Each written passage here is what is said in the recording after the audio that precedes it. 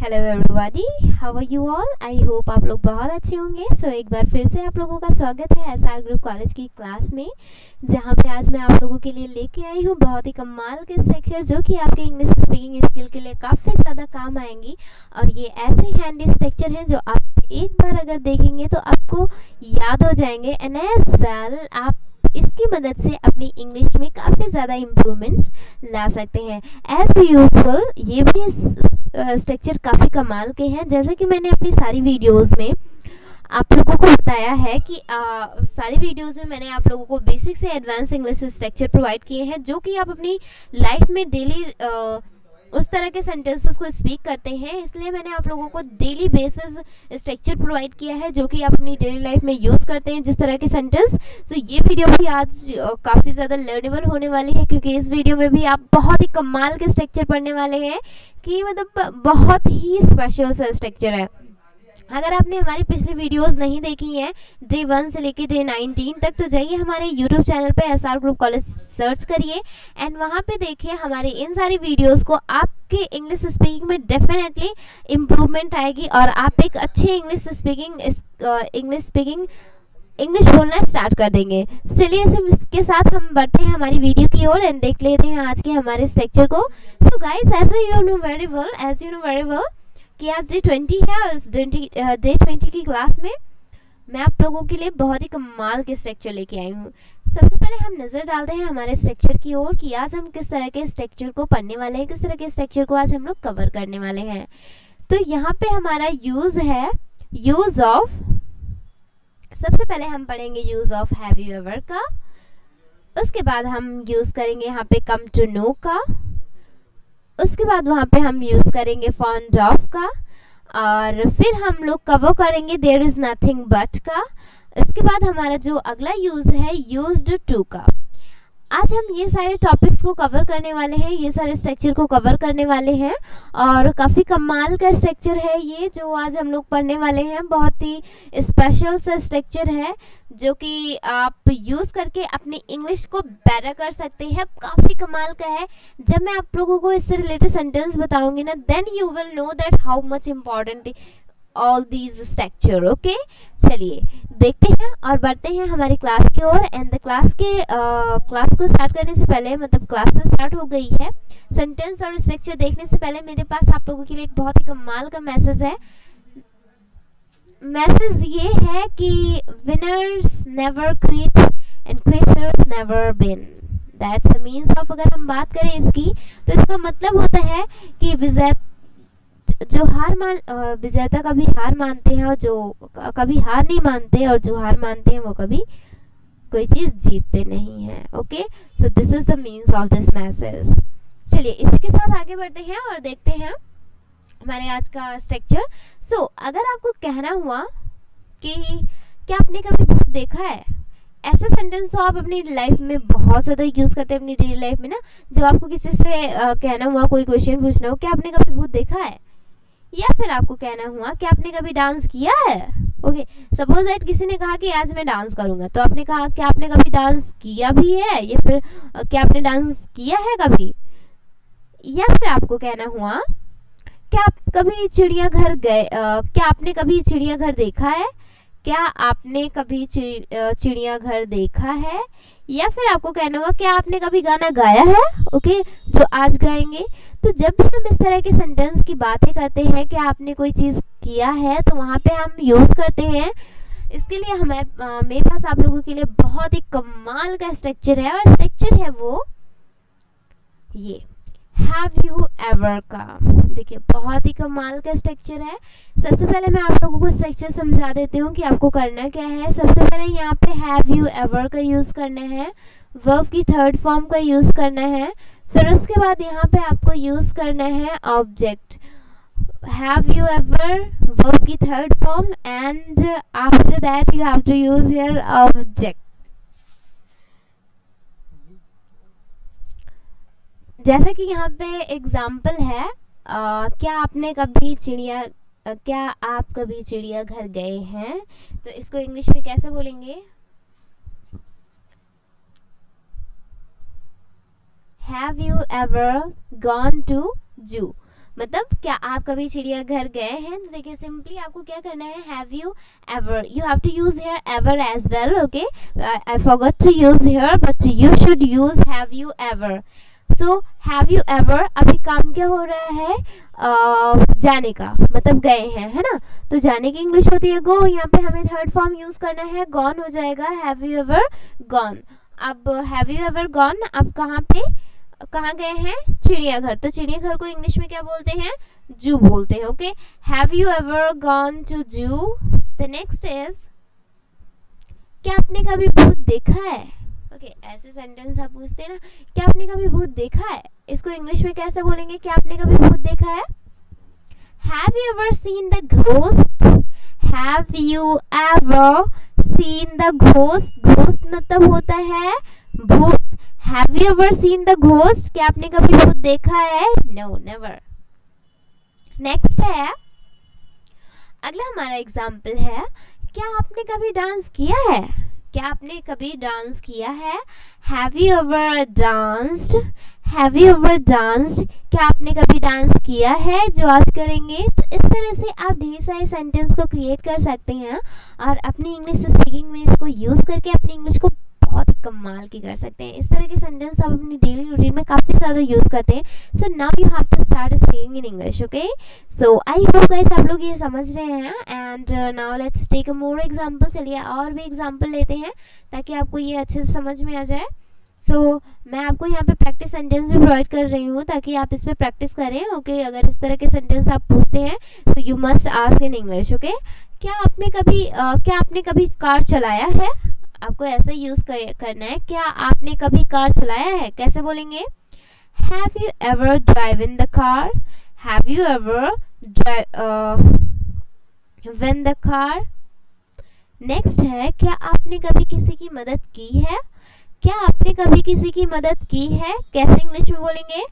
Have you ever helped anyone, have you ever helped anyone, क्या आपने कभी किसी की मदद की है।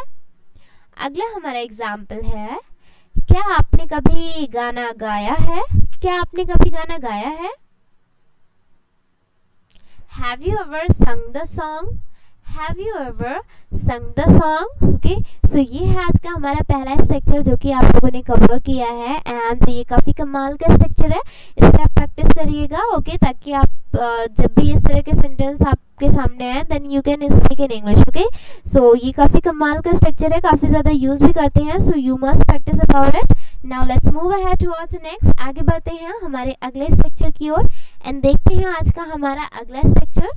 सो हमारा अगला स्ट्रक्चर है, अगर आपको कहना हुआ मुझे पता चला कि वह फेल हो गया, या फिर आपको कहना हुआ मुझे पता चला कि वह दिल्ली चला गया, या फिर आपको कहना हुआ उसे पता चला कि मेरी पर्स खो गई, या आपको कहना हुआ मुझे पता चला कि आपने गाना गाया, मुझे पता चला कि आपने गाना गाया। तो इस तरह के सेंटेंस को आप इंग्लिश में कैसे बोलेंगे। इस तरह के सेंटेंस को इंग्लिश में बोलने के लिए यूज़ करते हैं एक बहुत ही फैंटास्टिक सा स्ट्रक्चर एंड स्ट्रक्चर है, the structure is subject come to know and after that you have to use here subject and the second form of verb and after that you have to use here object। subject come to know and again यहाँ पे आपको subject use करना है, verb की second form use करनी है, फिर उसके बाद यहाँ पे यूज़ करना है object, ओके। जैसे यहाँ पे एक एग्जाम्पल है, फॉर द एग्जाम्पल मुझे पता चला कि वह तुम्हें भूल गया, as here is the example. मुझे पता चला कि वह तुम्हें भूल गया, इसको इंग्लिश में कैसे बोलेंगे। सिंपली यहाँ पे आपको यूज़ क्या करना है, सबसे पहले हमारा सब्जेक्ट देखते हैं। तो सब्जेक्ट यहाँ पे हमारा फर्स्ट सब्जेक्ट है मुझे पता चला, तो मतलब मुझे मतलब आई, फिर उसके बाद क्या यूज़ करेंगे, come to know, I come to know. फिर उसके बाद हमारा दूसरा सब्जेक्ट क्या है, वह तुम्हें भूल गया, वह तुम्हें भूल गया, ही फॉरगॉट यू, हमें forgot, okay. Second form use करनी है forgot you. I come to know he forgot you, मतलब मुझे पता चला कि वह आपको भूल गया, वह तुम्हें भूल गया। अगला हमारा सेंटेंस है मुझे पता चला कि वह दिल्ली चला गया। मुझे पता चला कि वह दिल्ली चला गया। कैसे इंग्लिश में बोलेंगे इसे? I come to know he went to Delhi. I come to know he went to Delhi. मतलब मुझे पता चला कि वह दिल्ली चला गया। तो जब भी हम इस तरह के सेंटेंस के बारे में बात करते हैं कि मुझे पता चला कि हाँ ये काम हो गया, तो वहाँ पे हम यूज़ करते हैं ये structure. Okay, and I hope you got it. Now the next is, आगे बढ़ते हैं हमारे अगले स्ट्रक्चर की ओर, अगले एग्जाम्पल की ओर लेते हैं कुछ और एग्जाम्पल इसे अच्छे से समझने के लिए। And the next example is,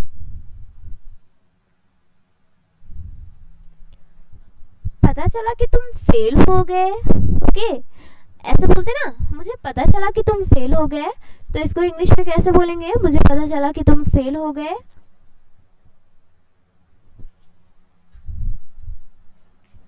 I come to know you failed. I come to know you failed मतलब मुझे पता चला या फिर पता चला कि तुम फेल हो गए। I come to know you failed। अगला एग्जाम्पल है, पता चला कि वह अपने घर चला गया। मुझे पता चला कि वह अपने घर चला गया। कैसे इंग्लिश में बोलेंगे इसको? I come to know he went his home। Okay, देखिए यहाँ पे I मतलब मुझे, यहाँ पे हम बात कर रहे हैं मुझे पता चलने की, तो यहाँ पे हम यूज़ करेंगे मुझे पता चला कि वह अपने घर चला गया। I come to know he went his home। अगला हमारा एग्जाम्पल है, पता चला कि तुम परीक्षा में पास हो गए। ओके, ऐसे जब रिजल्ट क्लियर होता है, तो जब कोई पास होता है या फेल होता है, तो हम उसके घर जाते, मतलब कि जब वो मिलता है तो हम ऐसा बोलते हैं ना, मुझे पता चला कि तुम फेल हो गए, मुझे पता चला कि तुम परीक्षा में पास हो गए, मुझे पता चला कि तुम्हें फर्स्ट प्राइज मिला है। तो जब भी हम इस तरह की बातें करते हैं तो वहाँ पे हम आई कम टू नो का यूज़ ही करते हैं। ठीक है, यहाँ पे है एग्जाम्पल, पता चला कि तुम परीक्षा में पास हो गए। I come to know you passed in the exam. I come to know you passed in the exam. Okay, मतलब वह परीक्षा में पास हो गया या फिर तुम परीक्षा में पास हो गए। तुम के लिए हम यहाँ पे you का यूज करेंगे और वह मतलब he passed. Okay, so you have to use here you passed in the exam. I come to know you passed in the exam. मुझे पता चला कि तुम परीक्षा में पास हो गए। अगला एग्जाम्पल है, पता चला कि उसका पर्स खो गया। मुझे पता चला कि उसका पर्स खो गया। ऐसे बोलते हैं ना, मुझे पता चला कि उसका पर्स खो गया या फिर पता चला कि उसका पर्स खो गया। तो कैसे इंग्लिश में बोलेंगे? I come to know he lost his purse. I come to know he lost his purse मतलब मुझे पता चला कि उसने अपना पर्स खो दिया या फिर उसका पर्स खो गया। ओके, तो इस तरह से आप इसको यूज़ कर सकते हैं। एंड आई होप गाइस आप लोगों को समझ में आ गया। देखिए यहाँ पे जहाँ पे मैंने लिखा है पता चला, वहाँ पे आई जो है हमारा हाइड है, मतलब मुझे, आप यहाँ पे मुझे भी लिख सकते हैं, अदरवाइज पता चला इस तरह से भी यूज़ कर सकते हैं। ओके, चलिए आगे बढ़ते हैं हमारे अगले स्ट्रक्चर की ओर एंड देखते हैं आज का हमारा अगला स्ट्रक्चर। तो हमारा अगला स्ट्रक्चर है, अगर आपको कहना हुआ मैं चाय पीने का शौकीन हूँ, या फिर अगर आपको कहना हुआ मैं खेलने का शौकीन हूँ, या फिर आपको कहना हुआ मैं अंग्रेज़ी बोलने का शौकीन हूँ। जब भी हम बात करते हैं मैं किसी चीज़ का शौकीन हूँ, तो वहाँ पे हम उस तरह के सेंटेंस को हम इंग्लिश में कैसे बोलेंगे? Guys, do you have idea? देखिए, इस तरह के सेंटेंस को स्पीक करने के लिए मेरे पास आप लोगों के लिए बहुत ही कमाल का स्ट्रक्चर है, और वो स्ट्रक्चर है फॉन्ड ऑफ का। Yes my dear friends, fond of का। सबसे पहले मैं आप लोगों को स्ट्रक्चर समझा देती हूँ कि आपको करना क्या है। तो यहाँ पे सबसे पहले आपको यूज़ करना है सब्जेक्ट इज, एम, आर का यूज़ करना है, फॉन्ड ऑफ का यूज़ करना है, फिर वर्ब की फर्स्ट फॉर्म में आईएनजी यूज़ करना है, उसके बाद यहाँ पे आपको ऑब्जेक्ट का यूज़ करना है। ठीक है, बहुत ही कमाल का स्ट्रक्चर है, काफ़ी ज़्यादा आप लोग यूज़ करते हैं। ओके, कि मैं ये चीज़ करने का शौकीन हूँ, मैं घूमने का शौकीन हूँ, मैं नई नई चीज़ों को डिस्कवर करने का शौकीन हूँ। तो जब भी हम इस तरह की बातें करते हैं, मैं किसी चीज़ का शौकीन हूँ, तो वहाँ पे हम फॉन्ड ऑफ का यूज़ करते हैं। जैसे subject is, am, are, fond of plus verb की फर्स्ट फॉर्म में ING, and here after you have to use object. जैसे अब यहाँ पे हम लेते हैं कुछ एग्जाम्पल ताकि आप इसे अच्छे से समझ जाएं। तो यहाँ पे हमारा पहला एग्जाम्पल है, मैं अंग्रेजी बोलने का शौकीन हूँ। क्या हूँ? मैं अंग्रेजी बोलने का शौकीन हूँ। कैसे इंग्लिश में बोलेंगे? I am fond of speaking English. I am fond of speaking English मतलब मैं अंग्रेजी बोलने का शौकीन हूँ। अगला हमारा एग्जाम्पल है, मैं गाना गाने का शौकीन हूँ। मैं गाना गाने का शौकीन हूँ। तो इसको इंग्लिश में कैसे बोलेंगे? मैं गाना गाने का शौकीन हूँ। I am fond of singing a song. I am fond of singing a song मतलब मैं गाना गाने का शौकीन हूँ। तो इस तरह से आप ढेर सारे सेंटेंस को क्रिएट कर सकते हैं और जितने भी सेंटेंस आप इससे रिलेटेड स्पीक करते हैं, now you have to start speaking in English, okay? And it's a very useful structure for you all for practicing about English speaking. So you must practice about all these structures so that you can make your English better. And I hope guys आप लोगों को ये structure समझ में आया। आगे बढ़ते हैं, लेते हैं कुछ और एग्जाम्पल ताकि आपको ये और भी अच्छे से समझ में आ जाए। Okay, but the thing is that आपको प्रैक्टिस ज़रूर करनी है। आपको मेरे साथ प्रैक्टिस भी करते चलना है ताकि आप इसको याद कर लें, आपके माइंड में ये स्टक हो जाए और जब भी आप इस तरह के सेंटेंस बोले तो वहाँ पे आप इंग्लिश में ज़रूर स्पीक करें, ठीक है। अगला हमारा एग्जाम्पल है, जैसे आपको कहना हुआ वह लिखने का शौकीन है। जैसे किसी को लिखना, पोएम लिखना या फिर स्टोरीज लिखना बहुत पसंद होता है। तो सपोज आप मान लीजिए, जैसे आपने कहा कि मेरी फ्रेंड को जो है वो लिखना बहुत पसंद है, मेरी फ्रेंड को लिखना बहुत पसंद है, वो लिखने का शौकीन है। वो इंग्लिश में पोएम लिखता है, फिर स्टोरीज लिखता है, बहुत सारी चीज़ें वो लिखता है उसे, क्योंकि उसे लिखने का शौक है, वो लिखने का शौकीन है। कैसे इंग्लिश में बोलेंगे वह लिखने का शौकीन है? He is fond of writing. He is fond of writing. Next example है, वह खाना बनाने का शौकीन है। वह खाना बनाने का शौकीन है। बहुत सारे लोग ऐसे होते हैं जिनको खाना बनाने में बहुत अच्छा लगता है। ओके, तो कैसे बोलेंगे? वह खाना बनाने, वो डेली खाना बनाता है और काफ़ी अच्छा खाना बनाता है क्योंकि वह खाना बनाने का शौकीन है। कैसे इंग्लिश में बोलेंगे? You can use here as like he is fond of cooking food. He is fond of cooking food. Okay? या फिर यहाँ पे आप बोल सकते हैं she is fond of cooking food. Okay, वह खाना बनाने का शौकीन है। जैसे सपोज दैट आप किसी फैमिली में देख लें कि अगर जो है अगर कोई बॉयज़ बनाता है तो कहते हैं आप खाना बना रहे हैं, आपके घर आके आपकी सिस्टर या फिर आपकी मॉम नहीं है, तो आपने कहा कि क्योंकि मैं खाना बनाने का शौकीन हूँ, तो मुझे खाना बनाने का शौक़ है, मैं खाना बनाने का शौकीन हूँ, इसलिए मैं खाना बनाता हूँ। तो यहाँ पे यूज़ कर सकते हैं because I am fond of cooking food, that's why I cook the food. Okay, क्योंकि इसलिए मैं खाना बनाता हूँ। तो इस तरह से आप इसको यूज़ कर सकते हैं। अगला हमारा एग्जाम्पल है, मैं क्रिकेट खेलने का शौकीन हूँ। बहुत सारे लोग ऐसे होते हैं जिनको क्रिकेट खेलना बहुत पसंद होता है, बहुत ज़्यादा। तो यहाँ पे आप यूज़ कर सकते हैं मैं क्रिकेट खेलने का क्या हूँ? शौकीन हूँ। ओके, मैं क्रिकेट खेलने का शौकीन हूँ, मुझे क्रिकेट खेलना अच्छा लगता है। ओके, शौक़ है मुझे। तो यहाँ पे आप इस तरह से यूज़ कर सकते हैं, जैसे I am fond of playing cricket. I am fond of playing cricket मतलब मैं क्रिकेट खेलने का शौकीन हूँ। तो इस तरह से आप कई सारे सेंटेंस को क्रिएट कर सकते हैं इससे related. And I hope guys आप लोग समझ गए होंगे। आगे बढ़ते हैं हमारे अगले स्ट्रक्चर की ओर एंड देखते हैं आज का हमारा अगला कमाल का स्ट्रक्चर। सो अगला हमारा जो स्ट्रक्चर है वो भी काफ़ी कमाल का है, बहुत ही ज़्यादा यूजफुल स्ट्रक्चर है। और स्ट्रक्चर है वो ये है, जैसे अगर आपको कहना हुआ यहाँ सिर्फ पानी ही पानी है।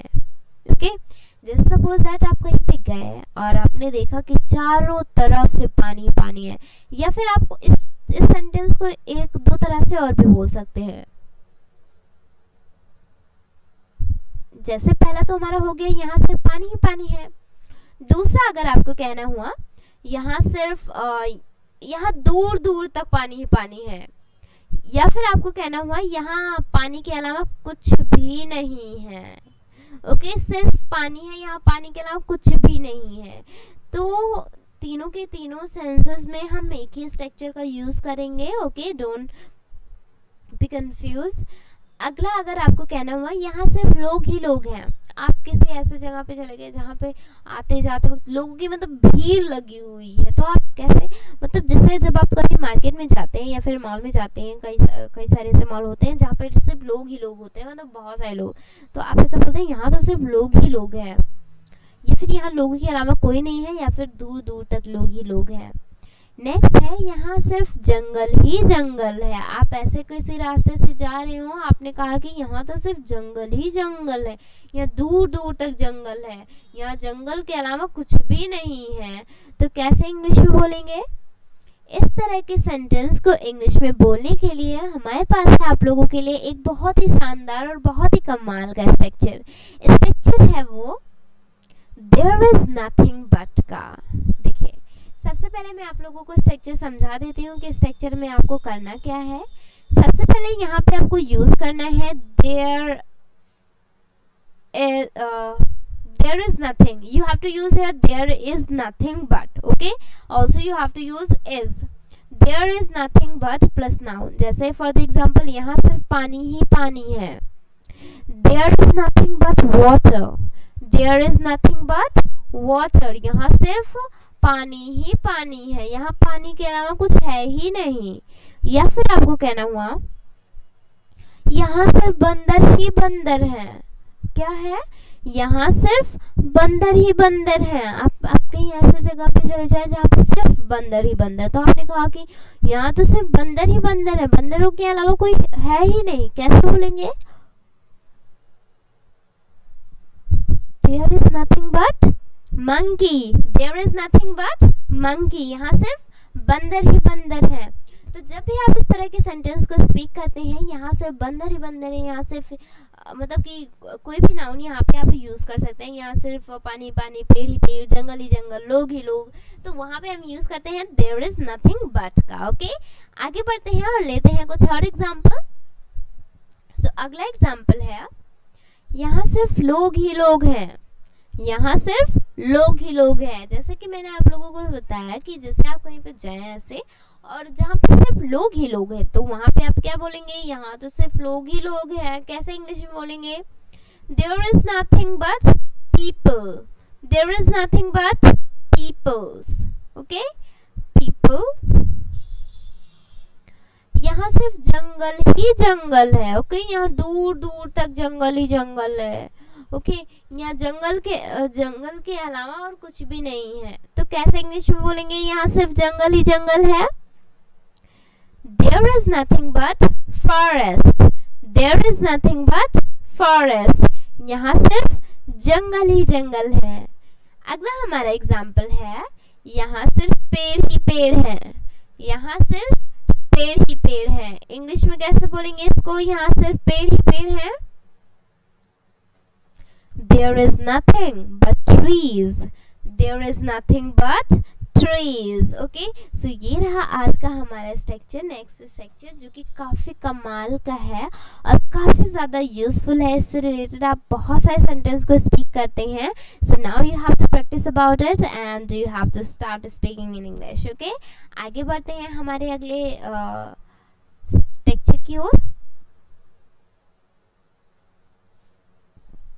अगर आपको कहना हुआ मैं गाना गाया करता था, या फिर अगर आपको कहना हुआ मैं कंचे खेला करता था, या आपको कहना हुआ मैं अंग्रेजी बोला करता था, तो इस तरह के सेंटेंस को इंग्लिश में बोलने के लिए आप कैसे इंग्लिश में बोलेंगे? ओके, इस तरह के सेंटेंस को इंग्लिश में बोलने के लिए आप क्या यूज़ करेंगे? इस तरह के सेंटेंस को इंग्लिश में बोलने के लिए हमारे पास है आप लोगों के लिए बहुत ही कमाल का structure. And the structure is subject plus used to plus verb की first form and object. Subject used to plus verb की first form and then object. इसका मतलब होता है कि मैं कोई काम किया करता था.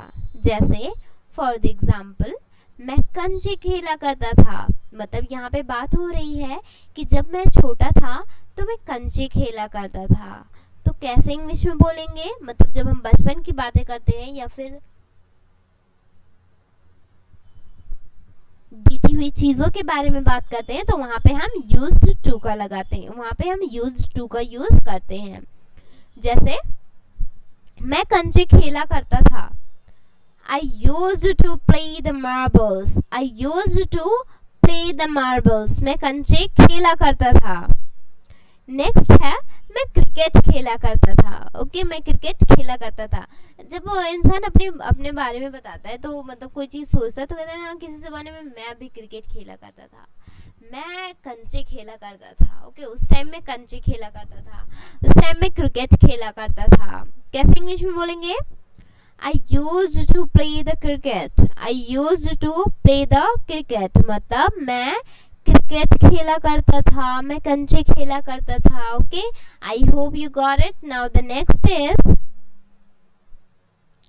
अगला हमारा एग्जाम्पल है मैं अंग्रेजी बोला करता था। मैं अंग्रेजी बोला करता था। जब मैं इंग्लिश स्पीकिंग कोर्स ज्वाइन किया था तो मैं अंग्रेजी बोला करता था, पूरे दिन में अंग्रेजी बोला करता था। तो कैसे इंग्लिश में बोलेंगे? I used to speak English. You have to use here speak English. Okay, यहाँ पे आपको speak English का यूज करना है। अगला हमारा है मैं अखबार पढ़ा करता था। मैं अखबार पढ़ा करता था। कैसे इंग्लिश में बोलेंगे? I used to read the newspaper. I used to read the newspaper. मैं अखबार पढ़ा करता था। ओके, मैं अंग्रेजी बोला करता था। I used to speak. You have to use here speak English. Okay. Next हमारा एग्जाम्पल है मैं मूवी देखा करता था। ओके, जब मैं कॉलेज के टाइम पे पढ़ता था तो मैं और मेरे फ्रेंड हम सब लोग मूवी देखा करते थे। कैसे इंग्लिश में बोलेंगे? I used to watch the movie. I used to watch the movie. मैं मूवी देखा करता था। इस तरह से आप ढेर सारे सेंटेंस को क्रिएट कर सकते हैं और क्रिएट करके अपनी इंग्लिश में को बेटर कर सकते हैं। आज की वीडियो में बस इतना ही एंड आई होप आप लोगों ने सारी चीज़ों को, सारे जो जितने भी स्ट्रक्चर आप लोगों ने पढ़ा है उसको कवर कर लिया होगा। And the thing is that you must practice about all the structure. जितने भी स्ट्रक्चर आज मैंने आप लोगों को प्रोवाइड किए हैं, you should practice about that. आपको प्रैक्टिस उस पर करनी है, अच्छे से प्रैक्टिस करनी है, क्योंकि अगर आप अपनी इंग्लिश स्पीकिंग स्किल को इम्प्रूव करना चाहते हैं so you must practice about all the structure. So thank you so much everyone for watching this video. हम मिलते हैं हमारी अगली क्लास में कुछ ऐसे एक्साइटिंग से कंटेंट लेके जो कि आपकी इंग्लिश स्पीकिंग स्किल को काफ़ी ज़्यादा इम्प्रूव करेंगी एंड ये आपको बनाएगी एक अच्छे super fluent English speaker. So thanks a lot once again and have a wonderful time.